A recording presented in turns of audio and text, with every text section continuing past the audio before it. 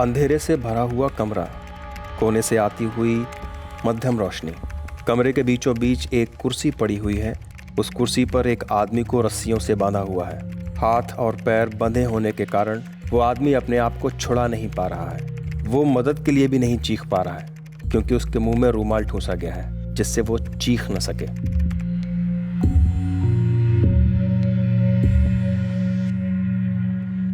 हर बार मैं ही हार मानूं क्या? मेरी भी कुछ सपने हैं। मैं भी कुछ बनना चाहता हूं जिंदगी में। बहुत झुक लिया, अब और नहीं झुकूंगा मैं। इस बार मैं हार नहीं मानूंगा। जो चाहता हूं उसको हासिल करके रहूंगा।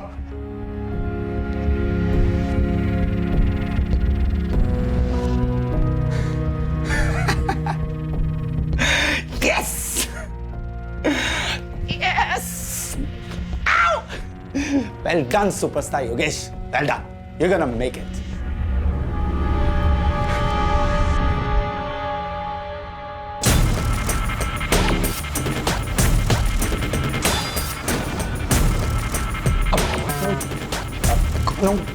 क्या चाहते हो आप लोग मुझसे? हाँ, खोलो मुझे। बांधा क्यों है? खोलो प्लीज, खोलो पहले।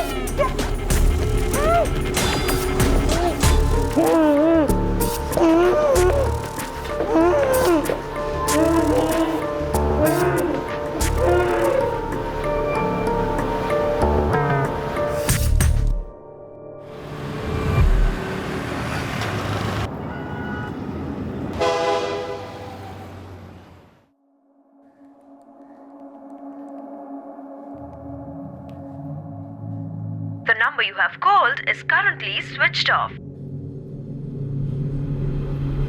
मम्मी, क्या हुआ? योगेश का फोन स्विच ऑफ है। ये लड़का भी ना कब क्या करेगा कुछ भी समझ में नहीं आता।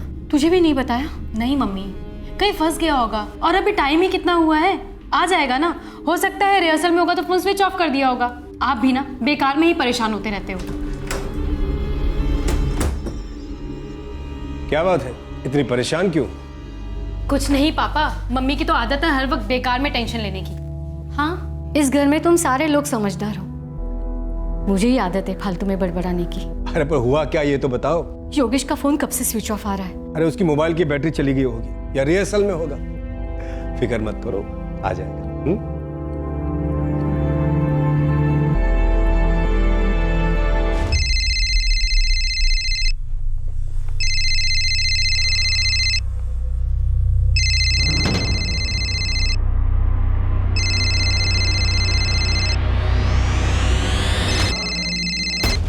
अरे कहाँ हो तुम? अगर देर से आना था तो कम से कम दीक्षा को ही बता के जाते। तुम्हारी माँ कितनी परेशान है। हेलो हेलो, सुन, अपने बेटे से प्यार है ना, तो आज रात 12 बजे तक 3 लाख रुपए का इंतजाम कर। कौन बोल रहा है? अभी तक तो कोई नहीं, लेकिन अगर पैसे नहीं मिले ना तो जिंदगी भर अपने बेटे के कातिल के नाम से याद रखेगा मुझे। क्या बकवास कर रहे हो?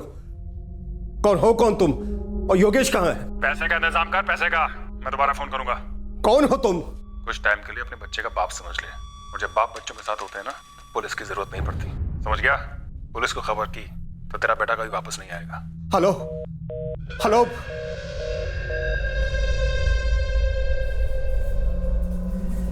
The number you have called is currently switched off.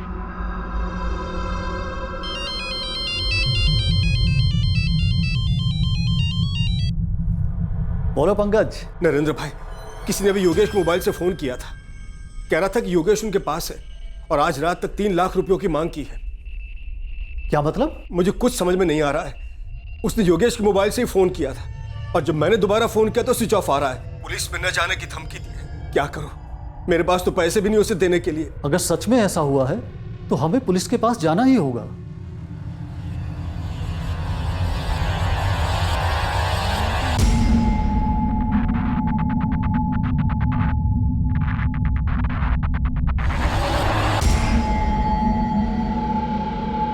Delhi का 22 साल का योगेश झा एक दिन घर नहीं लौटा। उसी रात फिरौती के लिए कॉल आया। एक संभावना यह थी कि शायद योगेश मजाक कर रहा था, लेकिन अगर यह सच था तो कौन था ये किडनैपर? योगेश का परिवार बुरी तरह से डर गया था।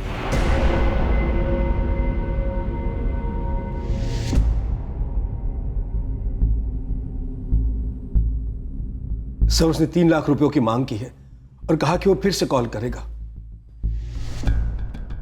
और कुछ बोला वो? सर मैं कुछ और पूछता इससे पहले उसने फोन काट दिया। पैसे कब डिलीवर करने हैं, कहाँ डिलीवर करने हैं, इस बारे में कुछ कहा उसने? नहीं सर। हमें उसके अगले फोन का इंतजार करना होगा। आप हमें योगेश का फोन नंबर दीजिए। हाँ श्रीवास्तव। Yes sir. इस नंबर के कॉल रिकॉर्ड्स निकालो और लोकेशन ट्रैक करो। योगेश ने आपको कुछ बताया था कि वो किससे मिलने जा रहा है? हाँ, वो पिछले 3 दिनों से किसी स्क्रिप्ट राइटर से मिलने जाता था। क्या नाम है स्क्रिप्ट राइटर का? संजय शर्मा नाम बताया था उसने। योगेश एक्टर बनना चाहता था ना? जहां तक मेरी जानकारी है, एक्टर या तो कास्टिंग एजेंसी के पास जाते हैं या फिर प्रोडक्शन हाउस के चक्कर लगाते हैं। योगेश स्क्रिप्ट राइटर से मिलने क्यों जा रहा था? हमारी फैमिली में किसी का फिल्म इंडस्ट्री से कोई कनेक्शन नहीं है। अब योगेश एक्टर बनना चाहता है, सो अपने कनेक्शन बनाने के लिए वो फ्रेंड स्क्वायर पर फिल्म इंडस्ट्री से जुड़े लोगों और ग्रुप्स को ज्वाइन करने लगा था।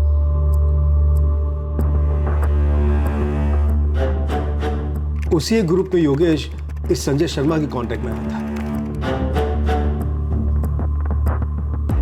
मैं अपनी एक स्क्रिप्ट पे फिल्म बनाने जा रहा हूँ और मुझे दिल्ली में ही नए चेहरों की तलाश है। जो कोई भी इंटरेस्टेड है वो मुझे अपना पोर्टफोलियो इनबॉक्स कर सकता है।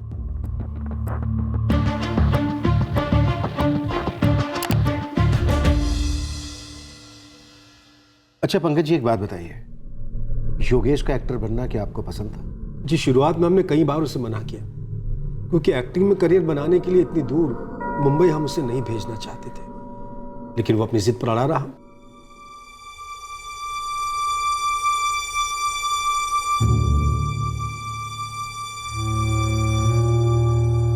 पापा पापा मैंने सोच लिया है। क्या सोचा है भाई? पापा मैं एक्टर बनना चाहता हूँ। योगेश तुम्हें क्या हो गया है? ये तुम्हारे सर पर एक्टिंग का भूत कब से सवार हो गया? बेटा इस लाइन में करियर बनाना बहुत मुश्किल है। सब कुछ भगवान भरोसे होता है वहां पर पापा जहाँ मेहनत होती है वहाँ भगवान और भरोसा दोनों आ ही जाते हैं ना। अब मैं खूब मेहनत करूंगा। तुम समझते क्यों नहीं हो बेटा? मम्मी प्लीज प्लीज पापा, मेरा इंटरेस्ट है इसमें, बस 1 साल का मौका दे दीजिए। अगर मैं कुछ नहीं कर पाया तो पक्का वापस आ जाऊंगा। पापा मुझे पता है आपको मुझ पर भरोसा नहीं है, पर मुझे खुद पर बहुत भरोसा है।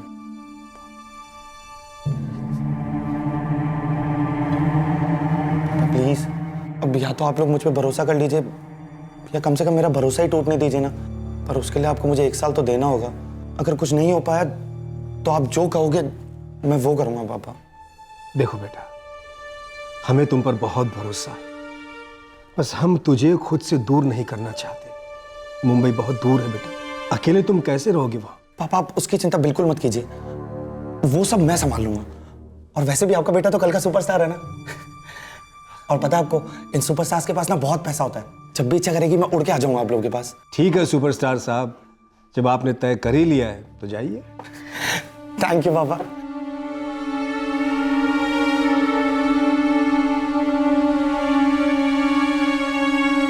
मेरे हाँ करने के बाद योगेश बहुत खुश था सर। अपनी तैयारी में लग गया, डिप्लोमा किया, इस लाइन के लोगों से मिला, कनेक्शंस बनाए। अच्छा, ये जो स्क्रिप्ट राइटर है संजय शर्मा, आप लोग कभी मिले थे इससे? नहीं सर। योगेश ने कभी कुछ बताया था संजय शर्मा के बारे में? हाँ, एक बार मैंने उससे पूछा था संजय के बारे में। क्या नाम बताया तुमने उनका? पापा संजय शर्मा। अच्छा, ये रहते कहाँ है? यही नौबी नगर में, गली नंबर 3। ये है कौन संजय? प्रोड्यूसर या डायरेक्टर? नहीं पापा, वो स्क्रिप्ट राइटर है और उनकी फिल्म का प्री प्रोडक्शन शुरू होने वाला है। और पता है वो मुझे कास्ट करना चाहते हैं लीड रोल के लिए। और पता है पापा, उनको मेरा ऑडिशन भी बहुत पसंद आया है। एक्शन। देख भाई, पैसा कमाना ना इतना आसान नहीं होता है, इसके लिए बहुत मेहनत लगती है क्या। और अगर तेरे को जल्दी पैसा कमाने का है तो उसके लिए दिमाग लगाना पड़ता है, दिमाग। इधर हर चीज का शॉर्टकट मिलेगा तेरे को, हर चीज का, लेकिन शॉर्टकट ना इतना आसान नहीं होता है और इसमें रिस्क भी बहुत है, लाइफ का। अब तू देख, तू रिस्क ले सकता है या लाइफ लॉन्ग तेरे को ऐसे ही सेफ रहकर मिडिल क्लास रहने का है, ये तेरी इच्छा। Correct. Very nice Yogesh, you have potential, बहुत आगे जाओगे तुम, बस थोड़ा सा रिफाइन करना पड़ेगा। But I really like the audition, very nice. I think you the best इस रोल के लिए. Keep it up. पापा, lead role, it's a big break for me.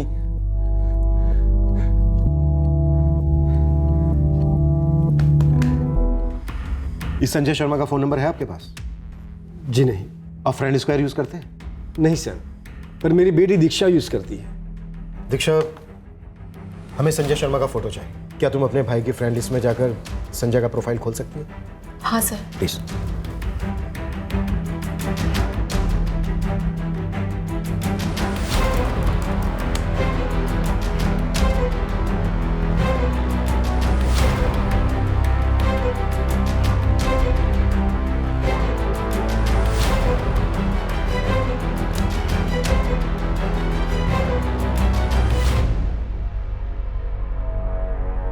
Srivastava, yes sir. इसका प्रिंट आउट निकालो. Sure sir. सर, आपको संजय पे शक है, लेकिन वो योगेश का किडनैप क्यों करेगा? नहीं, देखिए, मैं ऐसा बिल्कुल नहीं कह रहा हूं कि संजय ने ही योगेश का किडनैप किया, पर अभी हमारे पास सिर्फ यही एक नाम है, और संजय ही वो आखिरी इंसान है जिससे योगेश मिलने गया था. हो सकता है योगेश जब संजय के घर से निकला हो तो उसे बताकर निकला हो कि वो कहाँ जा रहा है या फिर किससे मिलने जा रहा है. फिलहाल आप जा सकते हैं, और अगर किडनैपर का दोबारा फोन आता है तो हमें तुरंत इन्फॉर्म करें. सर, योगेश को कुछ नहीं होगा ना? हम अपनी तरफ से पूरी कोशिश करेंगे. भरोसा कीजिए हम पर.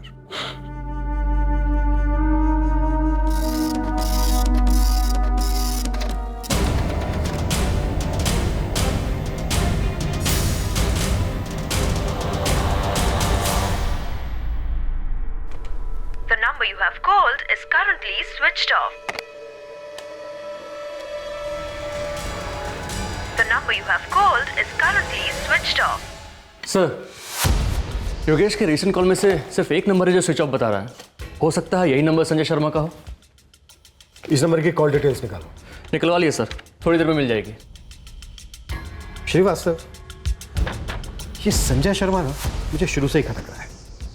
इसका इस केस से कुछ ना कुछ लेना देना तो है. सर, ये भी तो हो सकता है कि ये इनोसेंट हो.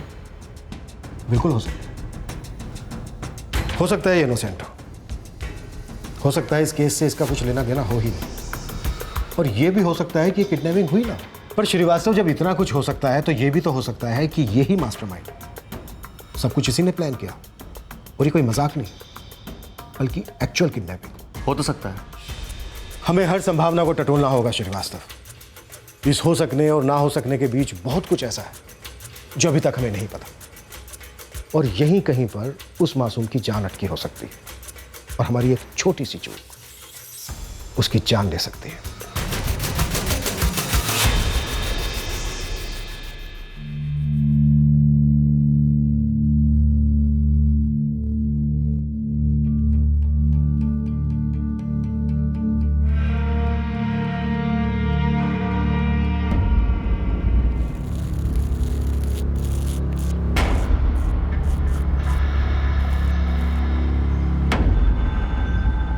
सर, हमारा शक सही निकला.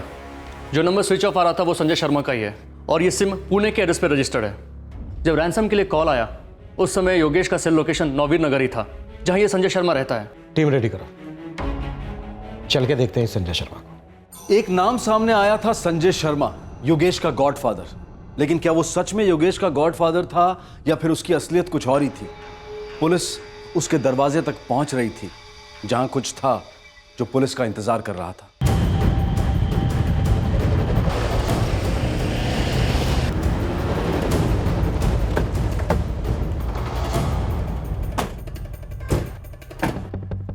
सुनील, सर. पता करो ये संजय शर्मा रहता कहाँ है. Yes sir.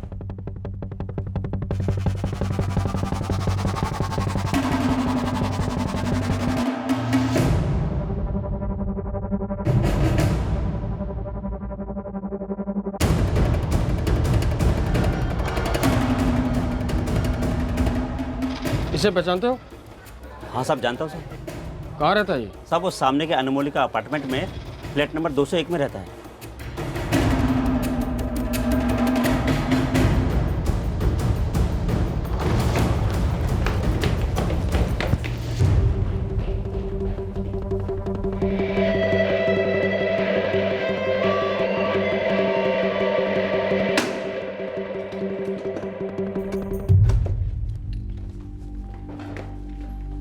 लाइट ऑन करो।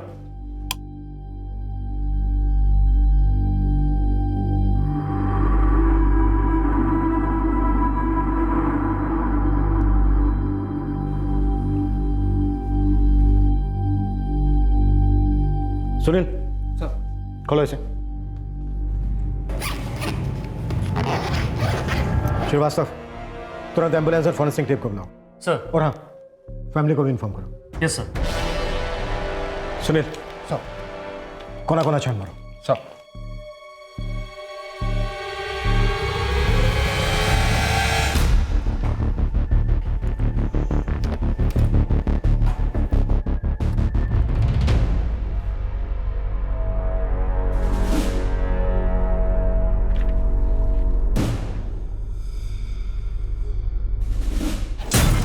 खोलो मुझे, क्यों बांधा हुआ है? खोलो मुझे, खोलो प्लीज, खोलो। मेरा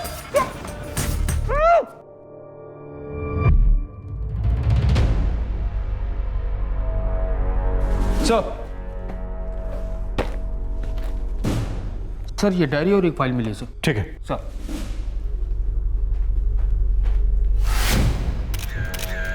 सर लगता है इसी रुमाल से विक्टिम का मुंह स्टफ किया गया था ताकि वो आवाज़ नहीं निकाल सके। फिंगरप्रिंट्स और फुटप्रिंट्स की रिपोर्ट कब तक मिलेगी? ठीक, कल दोपहर तक।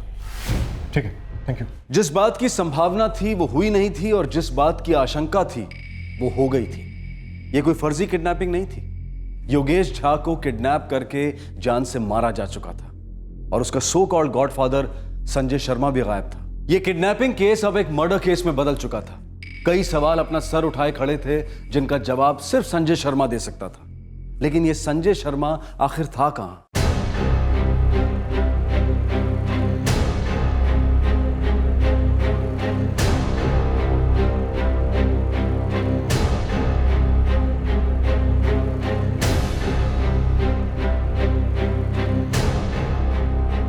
सर, संजय की डायरी से काफी सारे नंबर्स मिले हैं, अलग अलग शहरों के। कॉल करके देखो क्या निकलता है। कहीं ऐसा तो नहीं कि टारगेट संजय था और शिकार योगेश भी हो गया हो? शायद संजय के साथ भी कुछ बुरा हुआ हो।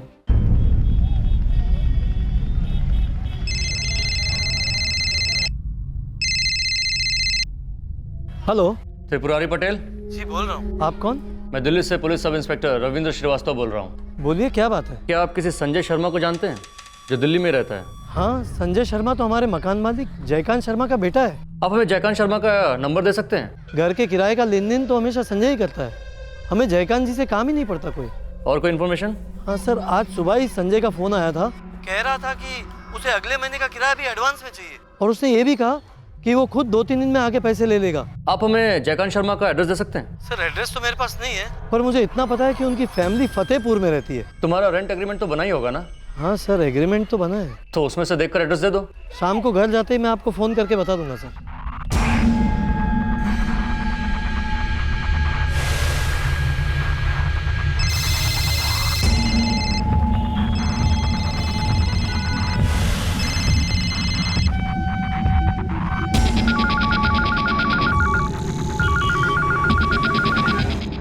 सर, इस डायरी से 3 नंबर्स मिले हैं जो फिरोजाबाद, गोरखपुर और भदोही के हैं। सर, ये उन लोगों के नंबर्स हैं जो संजय के फादर के टेनेंट्स हैं। इन टेनेंट्स में से किसी से कोई बात हुई? हाँ सर, फिरोजाबाद और भदोही के टेनेंट को तो कुछ मालूम नहीं, लेकिन गोरखपुर के उनके टेनेंट त्रिपुरारी को आज सुबह ही संजय का फोन आया था और वो उससे 1 महीने का रेंट एडवांस मांग रहा है और ये भी कहा कि 2-3 दिन में वो खुद पैसे लेने आएगा। मतलब संजय फरार है, वो विक्टिम नहीं, शायद एक्यूज्ड है। वो गोरखपुर के आसपास ही हमें कहीं मिलेगा। फिरोजाबाद और भदोही पुलिस स्टेशन को उसके फोटो सर्कुलेट करो और उनसे कहो कि हर जगह पर नजर रखें, वो हमें वहीं कहीं मिलेगा। भेड़िए को भूख लगी है तो शिकार करने निकलेगा ही, बस हमें जाल बिछाकर रेडी रहना है।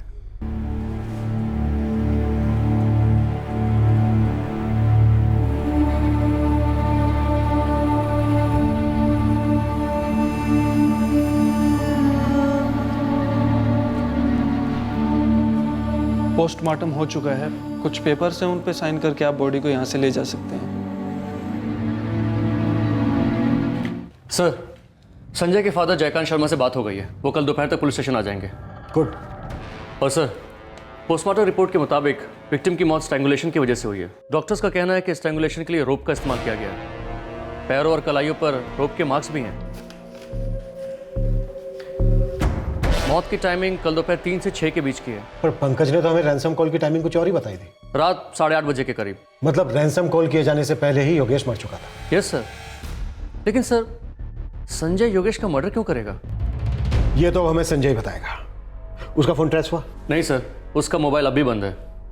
श्रीवास्तव, अपने खबरों को एक्टिव करो। उनसे कहो कि संजय का पूरा कच्चा चिट्ठा निकाले। वो क्या करता था, किन किन लोगों से मिलता था, और हाँ, इसकी आने वाली फिल्म की भी मुझे पूरी जानकारी चाहिए। Yes sir. पता करो संजय की किसी के साथ दुश्मनी या अनबन या फिर प्रोफेशनल जेलसी, जिसकी वजह से किसने ऐसा किया हो, ताकि इसकी आने वाली फिल्म पर फर्क पड़ सके।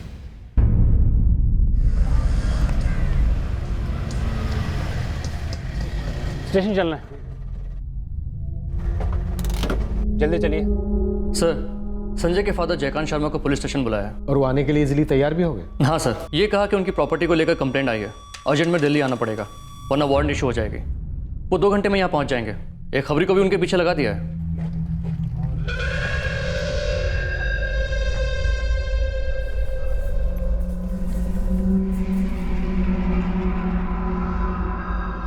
ये सब क्या पूछ रहे हैं आप, और मुझे यहां इस तरह बुलवाने का क्या मतलब है?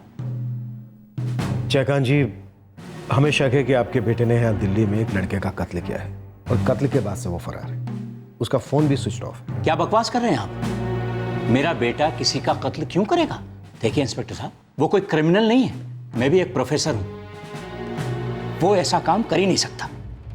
मिस्टर प्रोफेसर, उस लड़के की लाश हमें आपके सुपुत्र के घर से मिली है, और कत्ल करने के बाद संजय ने उस लड़के के फादर को फोन करके 3 लाख रुपए की फिरौती मांगी। नहीं सर, आपको कोई गलतफहमी हुई है। क्या करें सर, हमें तो आदत हो गई है गलतफहमी में जीने की। पर इस वक्त गलतफहमी हमें नहीं, आपके बेटे को है कि वो हमसे बचकर भाग सकता है। वैसे इन 2 दिनों में आपके बेटे ने आपको एक बार भी फोन नहीं किया? नहीं किया सर, पर इसमें कुछ भी अजीब नहीं है। वो बिजी होता है, इसलिए 3-4 दिनों में ही एक बार बात हो पाती है। जब भी आपका बेटा आपको फोन करेगा, आप तुरंत हमें इन्फॉर्म करेंगे। आप एक प्रोफेसर हैं, पढ़े लिखे आदमी, अच्छी तरह से समझ सकते हैं कि आपका बेटा जितना कानून से भागेगा, उसे उतनी ज्यादा परेशानी होगी। जयकांत जी, आप ये कतई मत सोचिएगा कि अगर आप अपने बेटे की मदद करते हैं तो इस बात का हमें पता नहीं चलेगा।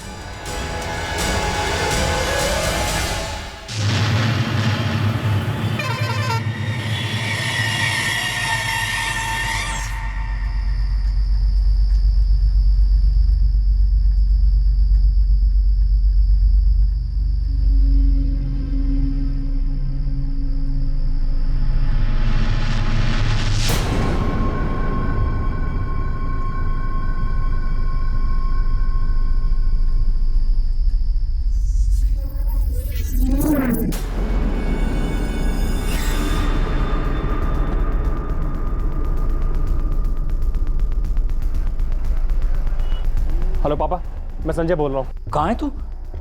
और तेरा फोन 2 दिन से बंद क्यों आ रहा है? पापा, मैं फिरोजाबाद में हूँ, कल भदोही जा रहा हूँ। मुझे कुछ पैसों की जरूरत है। फिरोजाबाद? वहाँ क्या कर रहा है तू? पापा, मैं बताऊंगा ना आपको, आप मेरे अकाउंट में कुछ पैसे जमा करा दीजिए। मैं कल डाल दूंगा, पर फिरोजाबाद में तू कहाँ है इस वक्त? पापा, मैं बाद में बात करता हूँ। Okay bye. पैसे क्या कह रहा था? कह रहा था कि वो अभी फिरोजाबाद में है और भदोही जाने वाला है। उसे कुछ पैसों की जरूरत है। नहीं नहीं, हमारा बेटा ऐसा कुछ नहीं कर सकता। मैं नहीं मानती कि उसने ऐसा कुछ किया होगा। मानना तो मैं भी नहीं चाहता, पर उस लड़के की लाश संजय के घर से मिली है।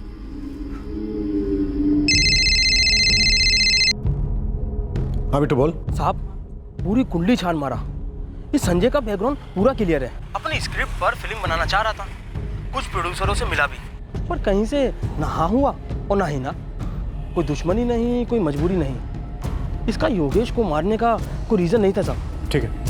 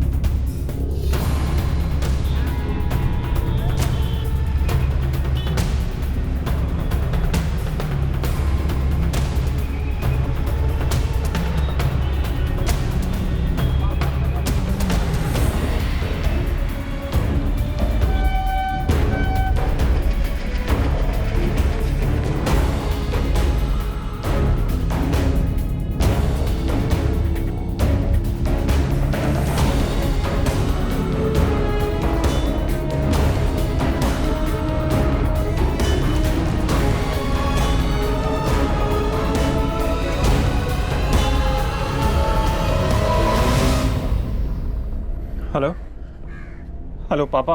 अब कहाँ है बेटा तू? पापा मैं आजमगढ़ में हूँ पापा। इतना परेशान क्यों है?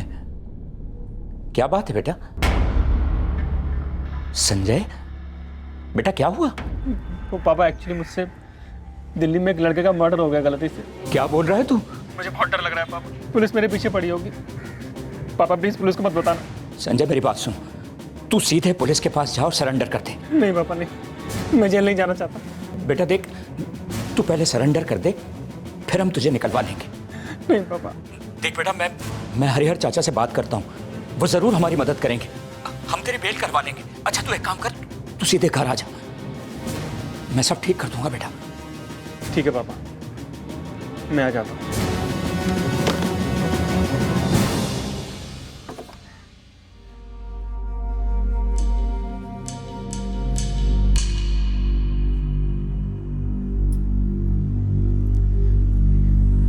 क्या वो संजय पकड़ा गया? नहीं। हमारे बच्चे ने उसका क्या बिगाड़ा था?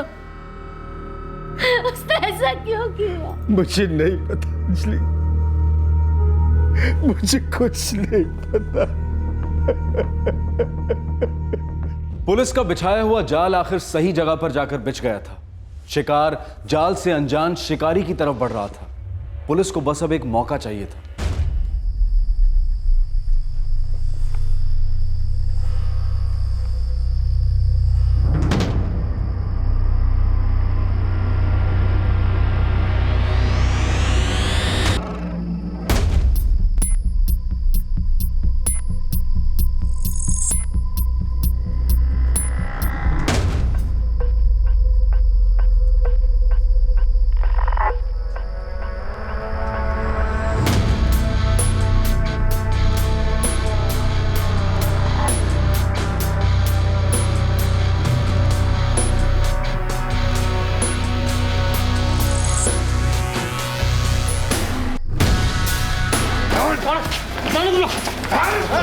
क्या हो गया? मुझे तो अरे मुझे चलो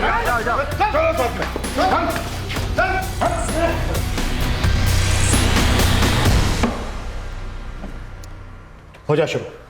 देख, वो बोल जो तूने किया है, वो बिल्कुल मत बोलना जो तूने सोचा है। सीधे सीधे मैं स्टोरी का नरेशन दे, बिगनिंग से लेकर क्लाइमैक्स तक अगर एक भी जर्क आया ना, तो ये बेल्ट अभी तक टूटी नहीं है। बताता हूँ सर। बोल।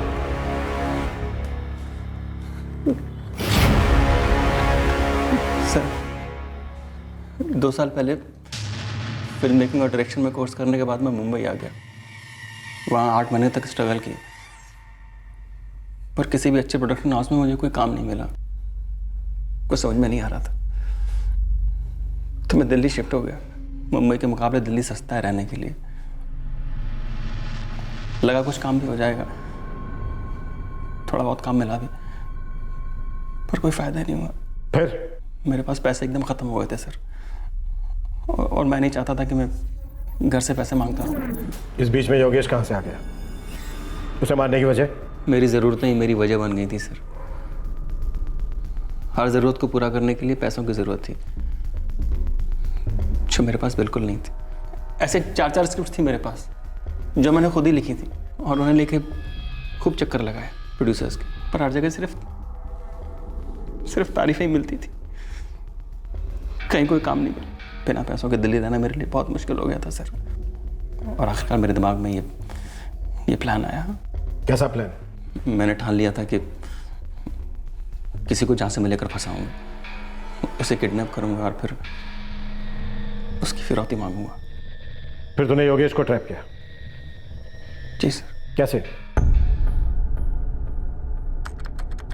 मैं अपनी एक स्टोरी पे फिल्म बनाने जा रहा हूँ, और मुझे दिल्ली में ही नए चेहरों की तलाश है। जो कोई भी इंटरेस्टेड है वो मुझे अपना पोर्टफोलियो इनबॉक्स कर सकता है। फिर जैसा कि तूने सोचा था, योगेश तेरे जाल में फंस गया? जी सर। मुझे पैसों की जरूरत थी और योगेश को चांस की। मैं उसे चांस तो नहीं दे सकता था, पर सपने जरूर दिखा सकता था। योगेश मेरे झांसे में आ चुका था और फिर एक दिन मैंने उसे अपना मोबाइल नंबर मैसेज किया। ये मेरा नंबर है, मुझे फ़ोन करो, मेरे पास तुम्हारे लिए एक रोल है। मुझे पता था योगेश मुझे कॉल करेगा। पहली बार मैंने जानबूझकर उसका फ़ोन नहीं उठाया, मगर उसी शाम को उसने मुझे दोबारा फ़ोन किया।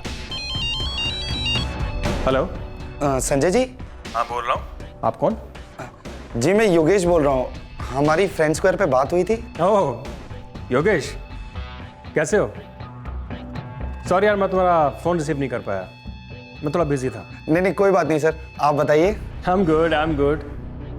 वैसे मैंने तुम्हारे फोटोज देखे फ्रेंड स्क्वायर पे, काफ़ी अच्छे हैं, इसीलिए मैंने तुम्हारे स्टेज शोज और शॉर्ट फिल्म के वीडियोस चेकआउट किए। And I must say you have potential, काफ़ी प्रॉमिसिंग लग रहे हो। लुक्स भी अच्छे हैं और एक्टिंग भी काफ़ी अच्छी लग रही है। Thank you sir. अच्छा योगेश, कल क्या तुम मेरे घर आ सकते हो? वो एक्चुअली आजकल थोड़ा ज़्यादा बिजी रह रहा हूँ ना, फिल्म का काम शुरू हो रहा है ना, कुछ मीटिंग्स हैं फाइनेंसर्स के साथ। कल आमने सामने बैठ के बात कर लेंगे, काफ़ी कुछ क्लियर हो जाएगा और स्क्रिप्ट के हिसाब से एक छोटा सा ऑडिशन भी ले लेंगे। नो प्रॉब्लम सर, मैं कल आ जाता हूँ आपके पास। Okay, see you. Okay sir, thank you.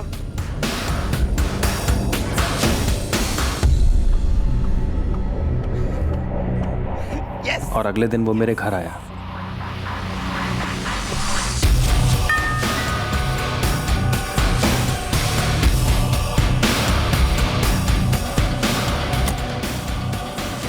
Hello sir. Yogesh, right? Yes sir. Come in. ये लो स्क्रिप्ट, इसे पढ़ लेना। लीड रोल में जा रहा तुम्हारा लुक, देखते हैं एक्टिंग कैसे कर पाते हो, इसलिए इसे ध्यान से पढ़ना, क्योंकि एक स्क्रिप्ट ही एक्टर की सबसे बड़ी टीचर होती है। हाँ सर, डेफिनेटली सर।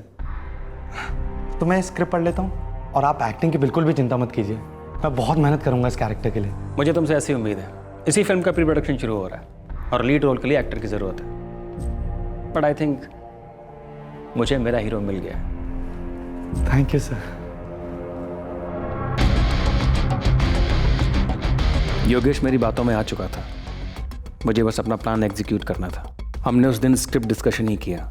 वो गलती करता, मैं उसे करेक्ट करता, मैं उसे समझाता रहा, इमोशंस, मूड और एक्सप्रेशंस के बारे में। वो भी पूरी लगन से सुनता रहा।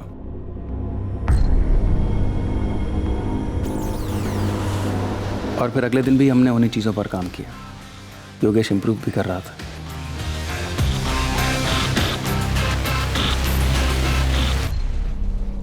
योगेश तुझसे एक्टिंग सीखने की कोशिश कर रहा था, लेकिन वो नहीं जानता था कि तू भी एक्टिंग कर रहा है।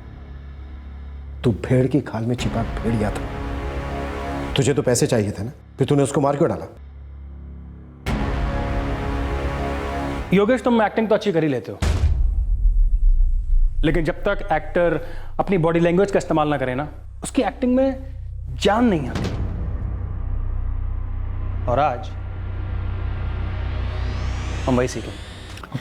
मैंने एक मोनोलॉग लिखा है, उसे पढ़कर तुम्हें पता लग जाएगा कि जब तुम्हारे पास शब्द ना हो, वर्ड्स ना हो, तुम कैसे अपने इमोशंस को अपनी बॉडी लैंग्वेज के थ्रू एक्सप्रेस कर सकते हो। और उसके बाद मैं तुम्हें प्रोड्यूसर से मिलाने ले जाऊंगा। Sure sir, I will do my best sir. Good. तो सीन यह है कि तुम्हारा किडनैप कर लिया गया और तुम्हें कुर्सी पे बांध दिया गया है। अब जब तक तुम्हें बांधा जा रहा है तुम डायलॉग्स बोल सकते हो, लेकिन उसके बाद तुम चिल्ला भी नहीं सकते, क्योंकि तुम्हारे मुंह में रुमाल ठूसा जा चुका है। और अब तुम्हें अपने एक्सप्रेशन से अपना स्ट्रगल दिखाना है। Okay sir. Got it? Yes, sir.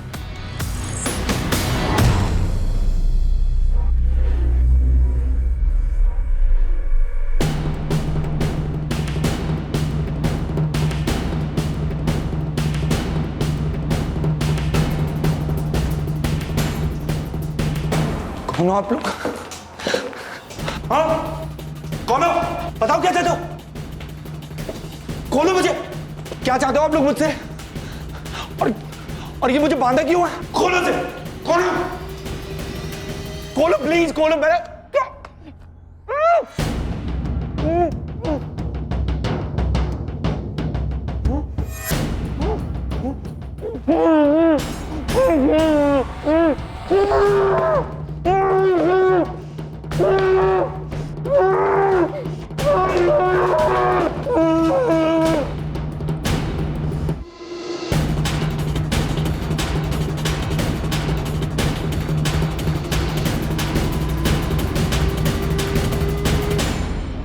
I am sorry Yogesh, ये कोई सीन नहीं, दिस इज द रियलिटी।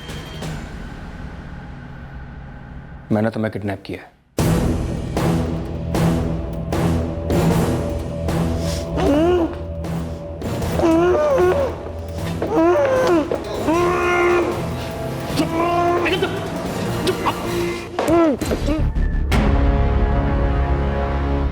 मैं लाश को ठिकाने लगाना चाहता था, मगर जब मैंने फ्लैट के बाहर देखा तो लोगों का आना जाना चल रहा था। मैं और घबरा गया। मेरे को समझ में नहीं आ रहा था सर, करना कुछ और चाह रहा था, हो कुछ और गया था। योगेश के फादर को भी मैंने ही कॉल किया था। सुन, अपने बेटे से प्यार है ना, तो आज रात 12 बजे तक 3 लाख रुपए का इंतजाम कर।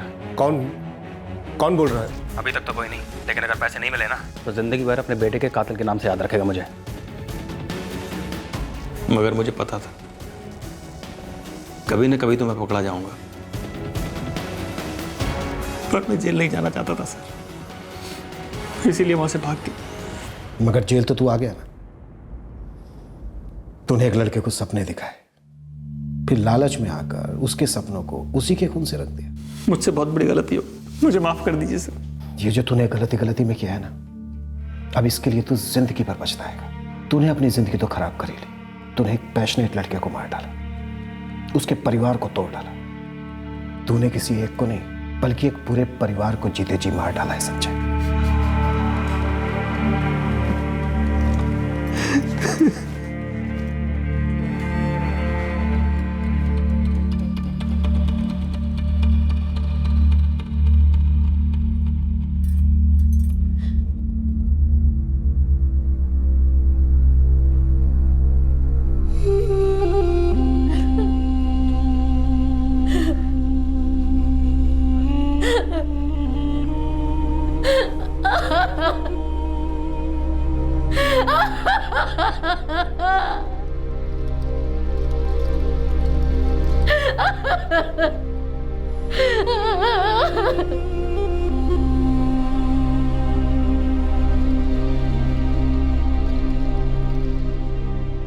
पुलिस ने संजय शर्मा के स्टेटमेंट के आधार पर उसे आईपीसी की धारा 364A wrongful confinement and kidnapping, धारा 302 मर्डर और धारा 201 क्रिमिनल इंटेंशन के तहत बुक किया है। संजय शर्मा फिलहाल जुडिशियल कस्टडी में है और उसके खिलाफ चार्जशीट फाइल की जा रही है। संजय एक स्क्रिप्ट राइटर था, कहानियां लिखता था, पात्रों की फीलिंग्स को समझता था।